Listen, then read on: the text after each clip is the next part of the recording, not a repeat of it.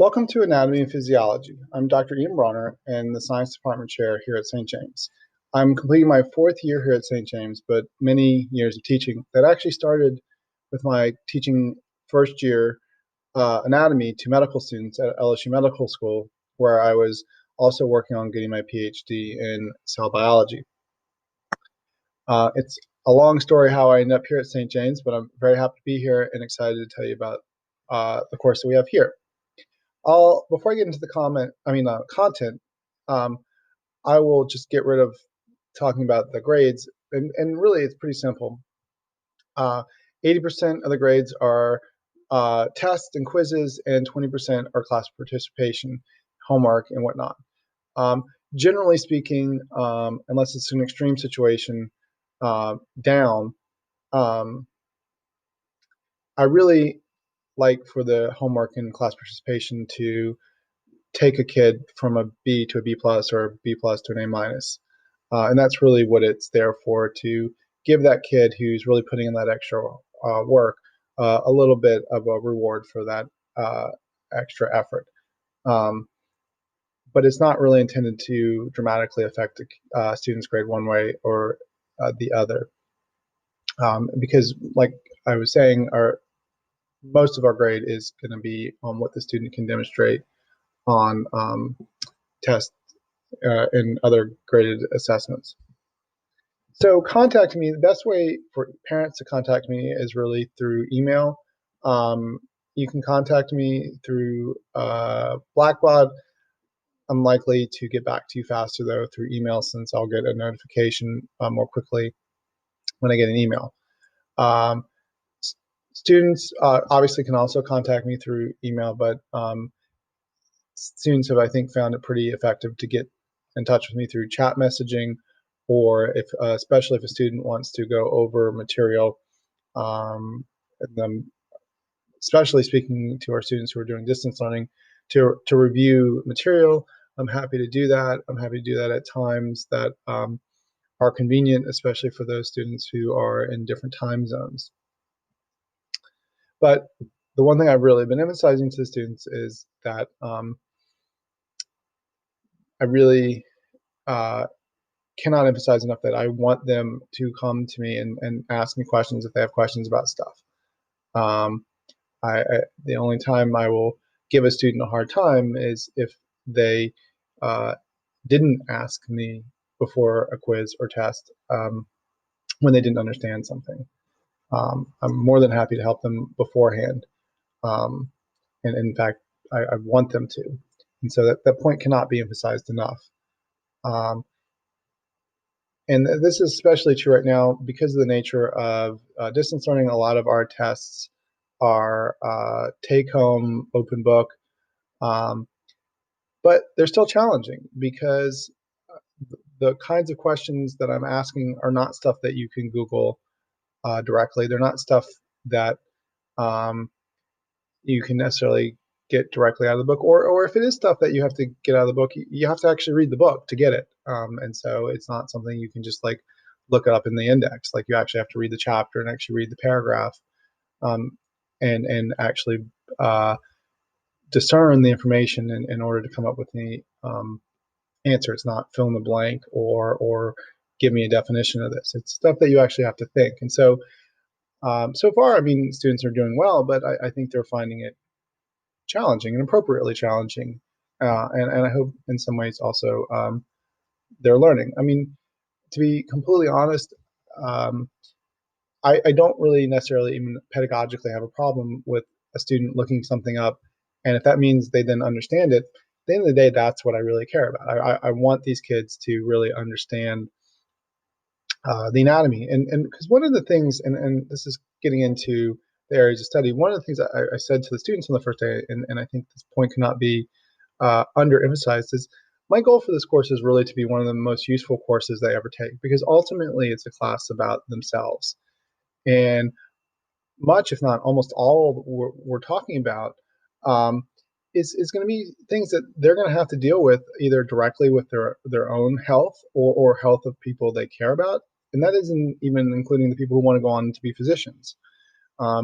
we're all people, and we all unfortunately are going to face health challenges, or even just the challenge of living a healthy life. There's a lot of misleading, contradictory uh, health information out there, and that's something a lot of what we talk about is how um, to discern legitimate information from sort of fads that are always, one day it's this, one day it's that. We talk about what underlying things you can look at to see if it's something you really should or need to pay attention to, or maybe and sometimes is harmful. Um, so I am a developmental biologist, and so as well as an anatomist, and so I'm somebody who really cares deeply and studied deeply the anatomy and physiology from the perspective of morphology, and really getting at this idea of how structure and function come together.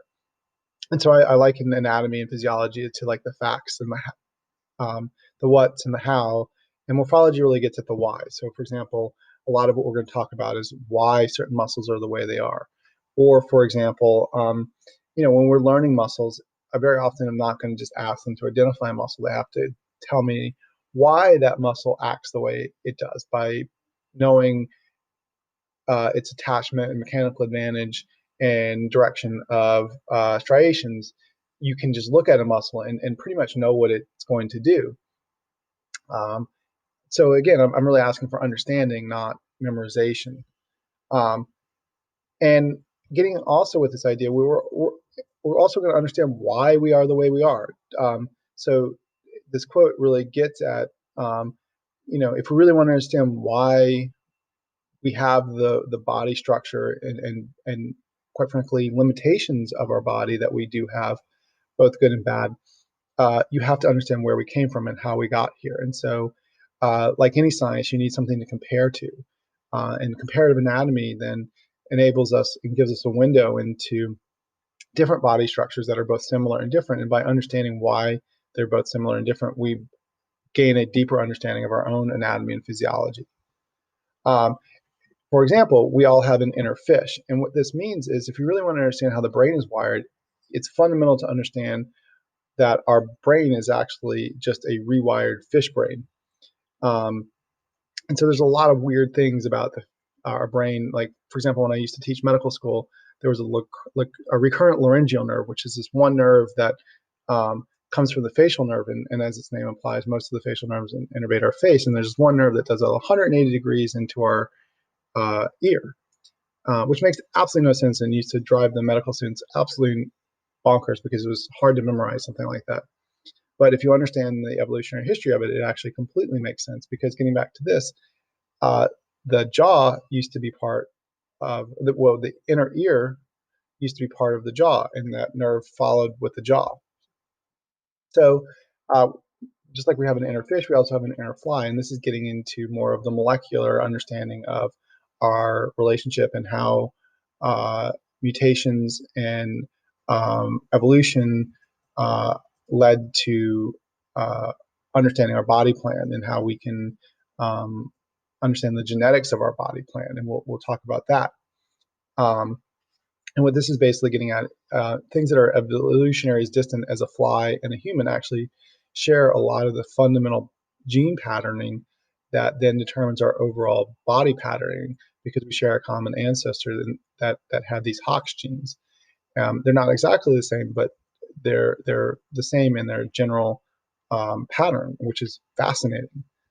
Um, and then finally, this class is really fun for a lot of students because it really represents the crossroads of art and science. So, although I've dissected a lot of human bodies over the years when I was teaching anatomy, I actually think, in some ways, I almost prefer this method I've developed over the last 10 years or so from a company that makes these very anatomically correct skeletons. And you actually build the anatomy out of clay. And what I really especially like about this is that it's very active. There's nothing passive. I mean, even doing a dissection can sometimes be passive, particularly if a student isn't 100% engaged. But here, you have to build the anatomy. So, if they're doing something wrong, so for example, these students here accidentally put this muscle over this muscle, that's not supposed to be that way. It's an opportunity to have a conversation about why it would be that. And so, it actually by forcing the students to really think about exactly where everything goes. It's not, there's no horseshoes and hand grenades and doing this stuff. You have to get the um, insertions of the muscles exactly where they belong, or it's not right. Because these skeletons are very anatomically correct. And so it really forces the students to think about the structure and how it relates to function. And they can't just sort of chop up stuff and not really think about what they're doing. And it infinitely is an opportunity to repair it. So these students would have gone back and made the appropriate fix and would have learned and did learn something valuable from that. So just in closing, in terms of broad scope of the curriculum, we were going to cover all 12 body systems. One of the other things that I want to emphasize is there's a lot of clinical aspects to this class because, as I said, I want this to be a very relevant class. It's not necessarily clinical in the sense of teaching these kids to do differential diagnosis as a physician, but more, how to understand their bodies and using clinical cases to do that. If you have any questions, please reach out. And I look forward to the day that we can all be back on campus.